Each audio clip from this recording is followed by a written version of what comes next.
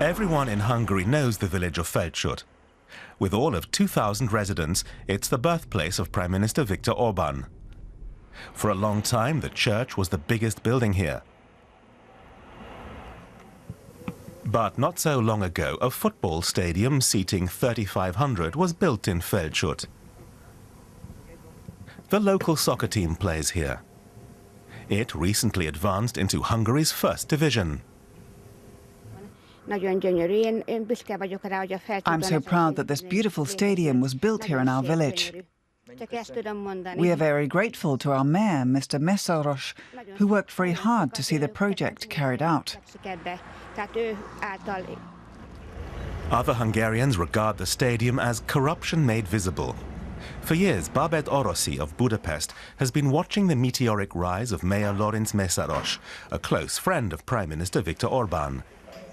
During Orban's time in office, Mészáros has become one of Hungary's richest men, primarily through government contracts. The Hungarian press hardly reports on this. Babet Orossi works for an organization funded by the American billionaire George Soros, who was born in Hungary. Without his money, she couldn't research such cases, and the network in Feldshut would not be made public. About 13 million euros were put into this construction, much of it tax monies. And what we see is that only the best friends of the head of government, Orban, profit from it.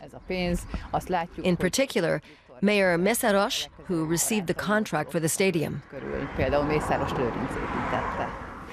Babet Orossi has no legal recourse against the murky deals surrounding the construction of the stadium. Her many requests for access to the files have all been denied.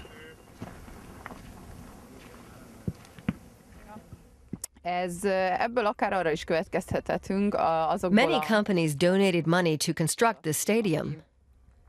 Precisely those that have received lots of public contracts from the government over the last 4 years.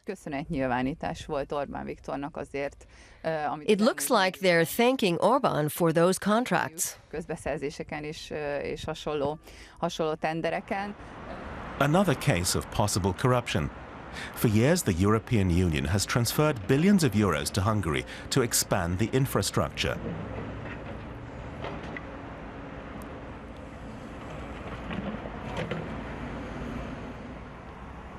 The Közgép construction company is awarded a conspicuously large share of the contracts. Is it just coincidence? The company is owned by Viktor Orban's childhood friend Lajos Simicska. Sándor Lederer is looking into this case. He writes reports for the European Commission and says that the Hungarian Prime Minister has created a network of companies that profit from EU subsidies. The situation is hard to correct through the courts because oligarch Simicska is too close to the center of power.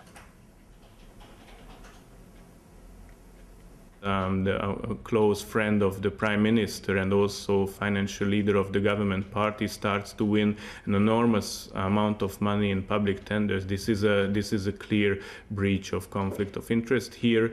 It wasn't a really big problem. I think, of course, media reported on it, but there were no trials. He did not have to go to court. There were no investigations. Sándor Lederer's agency also receives grants from George Soros. Its work has alerted the EU Commission, which now takes a closer look when it sends EU money to Hungary.